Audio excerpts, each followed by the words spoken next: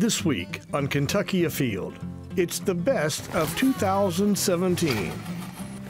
And we're going to take a look back at a great day on the water with the high school bass fishing champs. Oh my gosh. Next, we're helping out a local cattle farmer by providing relief from a nuisance predator.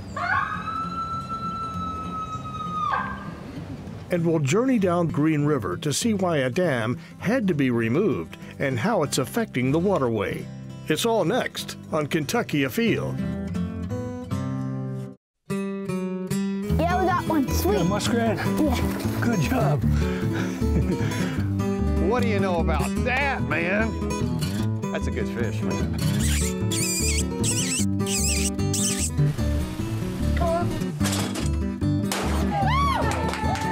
Nice male smallmouth. Healthy, pretty color. Cody, here. Find us one more good pheasant, Cody. As biologists, we catch ducks and we place bands on them. And it's just a really excellent place to see cottonmouths. I like it. What do you think? That was pretty fun.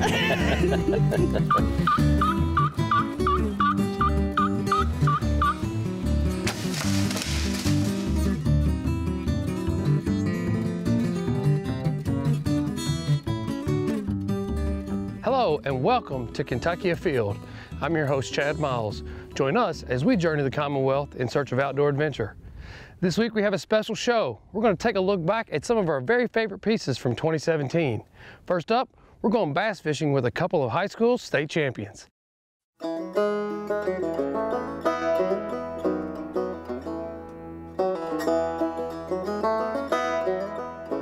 So Cody Napier, you guys have got a dynasty going on down here in Muhlenberg County with your bass fishing school. And it's only been a sport 5 years now. How have you guys done? Well, we've been truly blessed to be able to have a community like we have, and a school like we have, and a principal and administration, and a community that comes together and helps us. And these boys or just some of these other coaches, it's a team effort. And that's what's got this program the way it is now. And you know, you call it a program. It is a program. It takes massive involvement to sustain this type of accomplishment. Yes, exactly. And to put on a high school bass fishing club, you really have to have involvement because you need sponsors. This is not a cheap sport.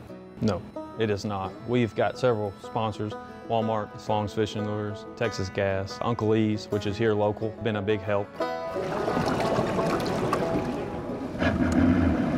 You're clear.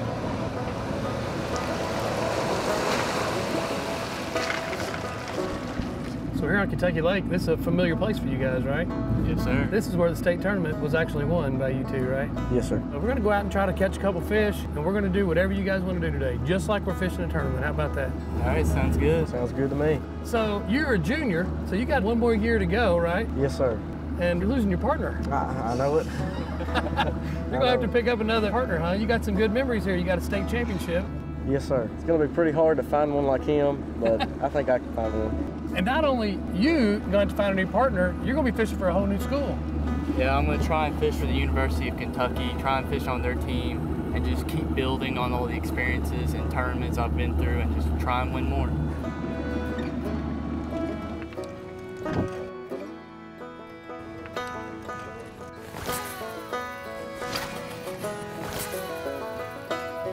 So let me ask you, when you come out here and you're going to fish a tournament, how do you decide what pattern you're going to start off with first?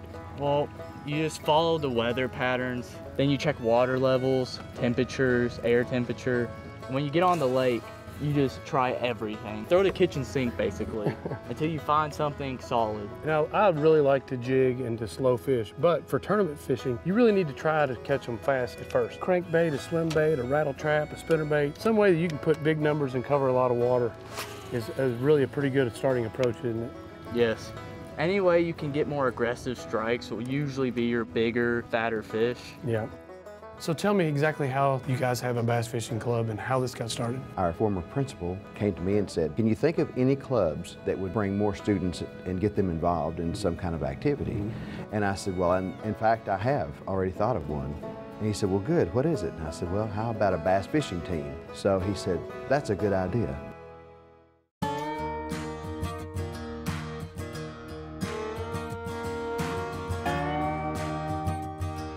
Oh, look.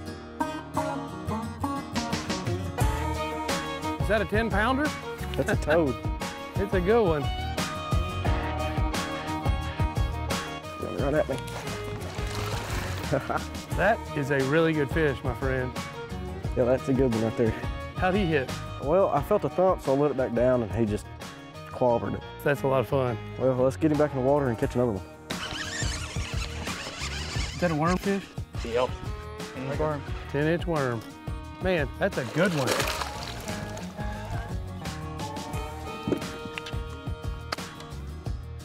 Yeah, that's what ledge fishing's all about. That's exactly right. Another 3.5, 4-pound fish. Nice job. Principal bumps. When someone first came to you and said, hey, we're gonna have a bass fishing club, what did you think about this? The bass team has really put us back on the map, and we're excited about it. We always joke about our little honey holes, so, yeah. But our kids have done really well. They probably have to maintain certain grade levels to compete, right? Absolutely. I mean, if you have an F for the week, you can't even practice or participate in any athletic activity. So we really push academics first, and then sports or sport activity second. Daddy? Yeah, I got him. Nice fish, man. Thanks. Flung him right in the boat. You must have about 16, 20-pound test on there, don't you? Yeah, maybe. Yeah, good Right. solid line, fluorocarbon. Threw it right on in. So, hey, there might be a school here. We may lock on to a whole bunch of them now. May get them fired up. People say, well, fishing's just for fun, you know, and it's easy, but it's not. It's a total different game. You got it? Yeah. There we go. There you go. I got my choke flipping it. You got it. Nice job, guys. Nice job. They've done some research and said that about 60% of the students that are involved in bass fishing are not involved in any other sport or activity. And that's the great thing about both archery and bass fishing. Sometimes they're not the most athletic, but you know what? They can bass fish, and they can do it for the rest of their life. Nice. That is a good one. It's amazing how many bass that size are in this lake. There he is. That's a good one. Here he comes. Oh my gosh. Dude, you just caught yourself a 6.5-pounder. And that jig come right out too, didn't it? Yeah, popped right out. Oh. You got one too? Mine's gonna be about a third of your size. It makes my 1.5-pounder look pitiful. I think mine could eat yours. I think so. It's a co-ed sport too, right? Absolutely, yeah. We would love to have more females. Being a fisherman myself, I mean, I wish we could get more females in there. So hopefully that'll happen. I know you guys had a 7-pounder during the state tournament. Is that the biggest fish you guys ever caught in a tournament? It's a state record for a high school tournament and for the team. You hit 7 pounds, you're in another category of fish there. That's just a really impressive bass.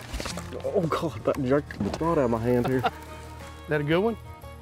Feels heavy. Oh. There you go. Good job, man. Thank you.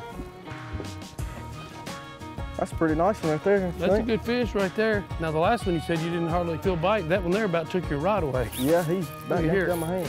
Yeah, right here at the boat. While I'm sitting there talking to you. You want to net your fish too? If you don't mind. That's a nice one right there. Oh, come here, Taylor. I'll net yours too. All of a sudden, they decide they want to get aggressive, and look what happens. We all have a fish.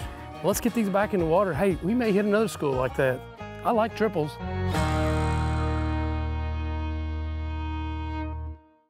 Coyote hunting is something that is very fun, but it's not always easy to get done on camera. This year we had some luck, so let's take another look back at coyote hunting with Chase Whittinger.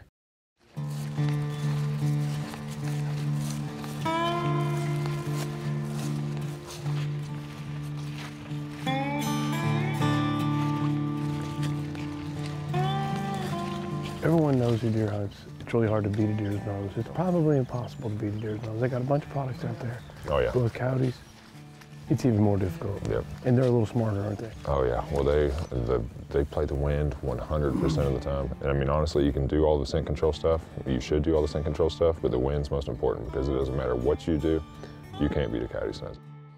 You're using a very small caliber, but a competition-style long-range rifle. It's a Predator series rifle. It's a 22-250. It's probably my favorite for coyotes, but 243 like you have or 223 gets it done. A lot of people like 17s. I mean, you can literally coyote hunt with pretty much any rifle other than a 22 long rifle, I'd say. Use something centerfire.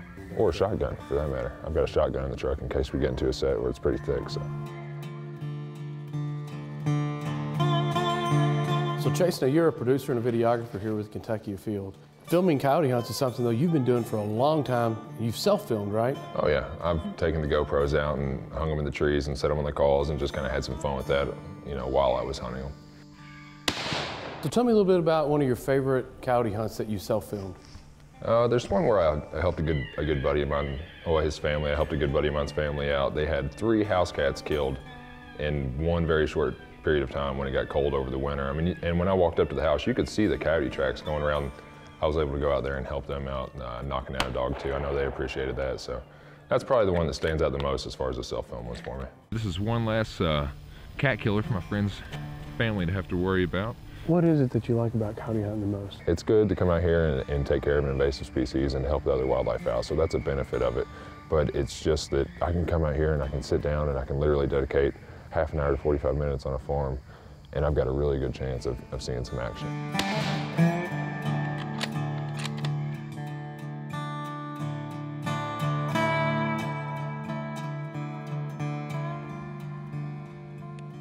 Now, on our first day of coyote hunting, it didn't exactly work out, but now we're on a different farm today where you had some insights. But getting a coyote every time should not be expected, right? Oh no, it's difficult. If you're 1 out of 3, you're doing pretty well. But like you said, we had a good tip on this farm. The landowner called me twice recently. One time he had a coyote in there actually harassing his cattle, and then he was combining the farm the other day, and he actually had one kind of chasing the combine around the field. So we knew they were being active in this area. All right, let's do it.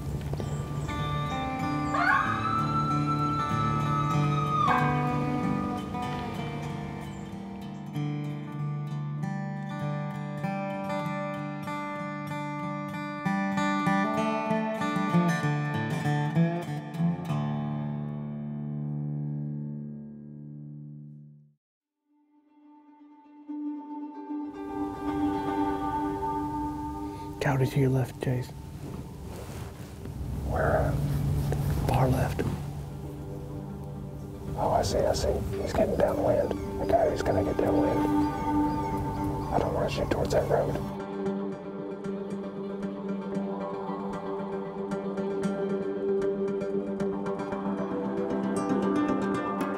See how he's going downwind? Hopefully he hugs that tree line. If he hugs that tree line, he's coming right downwind. Let him come as close as he can.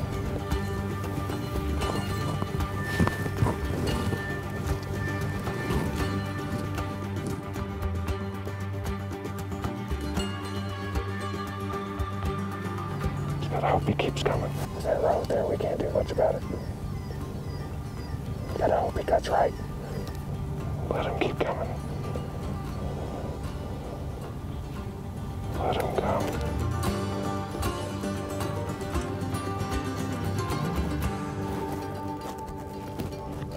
He's on his way out. He knows we're here. I gotta stop him.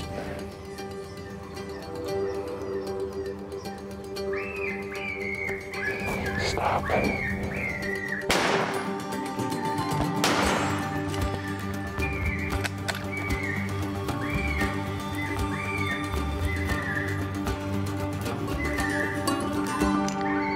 Stop him.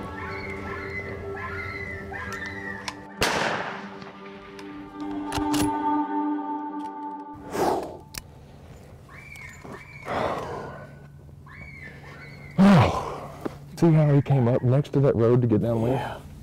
I mean, the wind is key. I think that just shows it right there. Because he went well out of his way and put himself next to a road just to get downwind of what he was going to. That was pretty fun, though.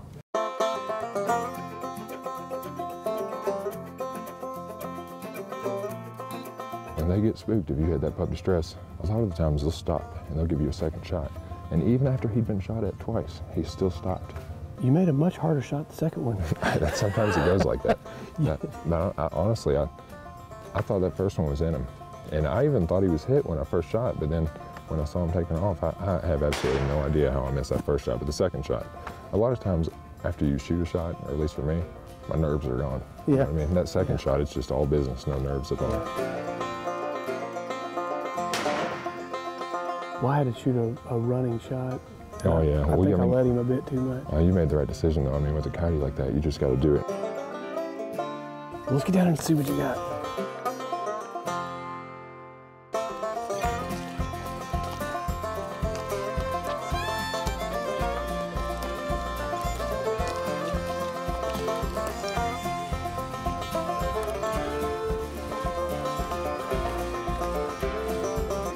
Pretty coyote. Yep, female. Not huge, but not small either. Obviously, you're a videographer for us here on Kentucky Afield. We're out and about in the field all the time, and certain times of the year, it seems like about every time we're out, you get a phone call from one of your landowners that says, hey, I've got a pack of coyotes, or keeping this up at night, or hey, we've lost a cat, or hey, I've got them in my barn, will you please come help me out? Yeah, I mean, it's a regular thing. I've got people who lose pets to them. The farmer on this property here called me during calving season. He walked in his barn one day to check on a calf, and there was a coyote in the barn eating the afterbirth. And he said it was a dark one. It could be this one. I mean, you might set up 5, 6, 7, 8 times before it works out, but today, everything just kind of came together. Beautiful morning. Yep. Lo and behold, it came right in. Not what we expected. Nope. But we got an opportunity to get moved around and get turned on this. She was just playing it extra safe. You expect them to come in downwind. She came in extra downwind. I mean, she went way out of her way. It's kind of amazing, actually. She'd rather be 50 yards from a road and cutting through a wide open field than use this brushy cover here, because she has her nose when she goes that way. Yeah, they definitely trust their nose. Live and die by it. Well, nice job.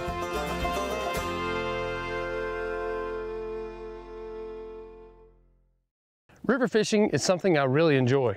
And one of the stretches of river that I'm most interested in fishing in 2018 is because of this story right here.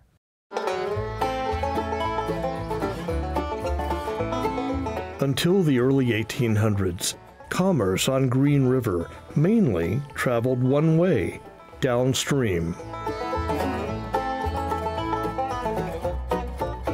In 1833, Kentucky authorized development of a slackwater project to improve navigation on the Green and Barren Rivers, extending to Bowling Green. By 1841, 4 locks and dams were completed on Green River and 1 on Barren, creating a navigational route between Bowling Green and Evansville, Indiana. Another study of the upper Green River was authorized in 1890, and the result was the construction of locks and dams numbers 5 and 6. When construction was complete in 1906, the steamboat Chaperone made the first run from Evansville to Mammoth Cave, and traffic on the Green River system was in its heyday. However, by August of 1951, the Army Corps of Engineers ceased operation of Lock 6 due to waning use, and for over 65 years, it has simply sat idle.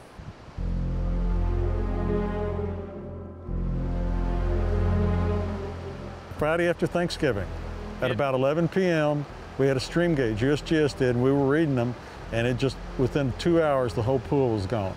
It came through the hole under the dam. So that became a safety hazard. The safety being, if somebody fell in, they'd immediately be drawn in and under. You see the water come out, but you don't see anything else come out. Yeah. That's because the dam's built on timber piles and it acts like a big sieve. And you'd be pinned against those and that'd be it.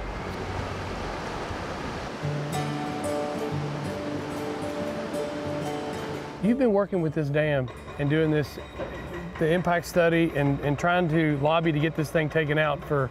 Since 1986. Since 1986. Yeah. We're finally here, we're getting this thing removed, but it really took it being a safety hazard and then it all finally fell into place. Absolutely. But it's a coordinated effort with a lot of agencies. Absolutely. Kentucky Fish and Wildlife, your own is one, certainly.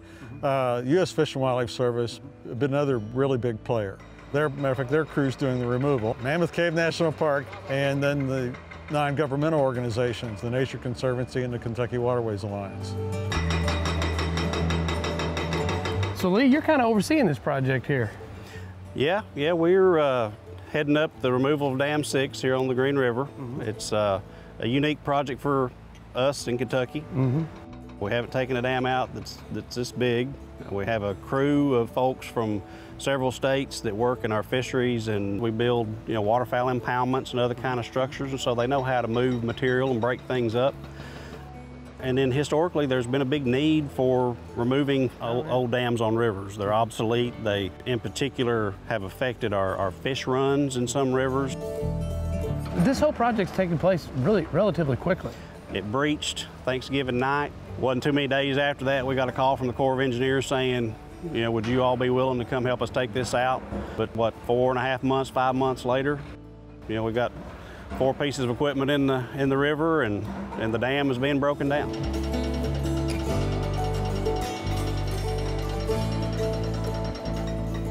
This is going to be great for the access for fishermen as well. That's right, Chad. Well, there's about 14,000 canoes and kayaks that come down the Green River every year, and this dam has always presented somewhat of an obstacle and a hazard. So if we can put in some access over there, then what a great opportunity for those folks. So really, there's no real negatives. This dam's been here now for over 100 years. The lock on this dam has not been used for over 65 years. That's right. There's about 87,000 dams on the registry. Over 4,000 of those received a deficient report card from the American Society of Civil Engineers back in 2013. And these dams were built to power the Industrial Revolution. And some of these, like this one, are over 100 years old. Yeah. And there's no money to keep them up. They no longer serve their purpose. And what better opportunity for us to provide some access.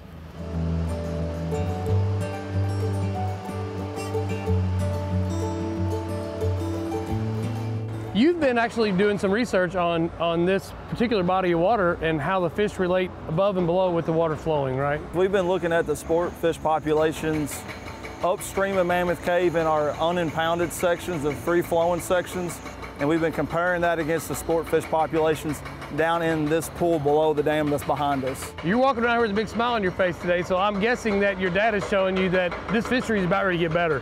What we're seeing is exceptional numbers of our sport fish, the smallmouth bass, spotted bass, rock bass, channel catfish that a lot of our anglers like to catch in the streams, but we don't see them down here in the pulled up sections.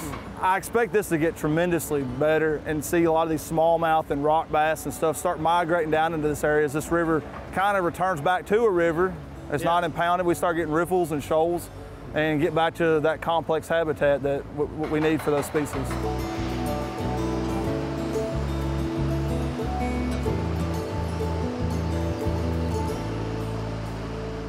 So we're going to make it a better fishery in the long run, get rid of the barrier of the dam, and then also improve the access to the water. That's right. It's a win-win situation. Well, it makes it so that, you have a good short float. Most people aren't real hardcore about the whole floating thing. They don't want to be out there for 2 weeks or something like that. And they'd really go downriver if possible. That's right. They don't want to paddle a whole lot. So this is going to make it great. They can put in at Mammoth Cave, or they can put in, below No Lynn Lake, float down, be a, moderate day, 6-8 hours, something like that.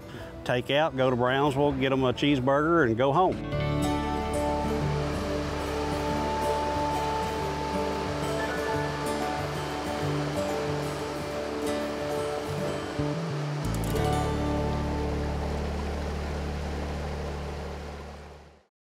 I want to recognize Charlie Baglin for his 27 years of service to Kentucky Afield. Charlie has been a photographer, a producer, a host, and the voice of Kentucky Afield Radio, and has produced award-winning segments. Talk about the news and where they're flying next. Tom, you got a big crowd down here in Bowling Green. What's the occasion? It provides money which directly benefits our outdoors. Backpacking, we're going to go camping, we're going to go outdoors in winter in Kentucky, and I bet you we're going to get cold once we want to wish Charlie a very happy retirement, and I hope he finds time for his many hobbies, including spending time with his wife, Pam. Congratulations, Charlie. I hope everyone has a very happy new year. And remember, hunting and fishing on private property is a privilege. Always ask permission and thank the landowner. Till next week, I'm your host, Chad Miles, and I hope to see you in the woods or on the water. More Kentucky Afield is available at your fingertips. Whether by smartphone or desktop, you'll find extra tips, photos, even behind-the-scenes video on our social media pages. Join the conversation and stay in the woods or on the water longer when you follow us on Facebook, Twitter, YouTube, and Instagram. Simply search Kentucky Afield on your favorite app. If you hold a Kentucky hunting or fishing license, then you have helped make possible Kentucky's wildlife management areas, places to hunt, fish, birdwatch, or just let your mind wander. With nearly 100 dotting the Commonwealth, put wildlife management areas in your sights for fall hunting and see more of what makes Kentucky's outdoors outstanding. Get all the information online at fw.ky.gov.